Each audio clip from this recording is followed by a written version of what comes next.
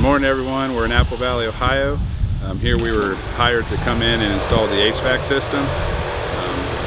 It says in the rough-in stage, and so it's where we need to get in there and do the cuts for the cold air returns and the supply vents in the outside walls and some of the inside cavities of the wall spaces, the joists.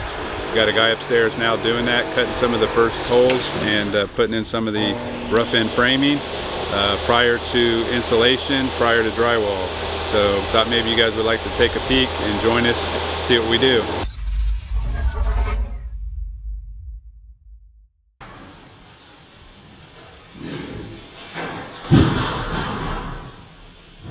You buy this? I did.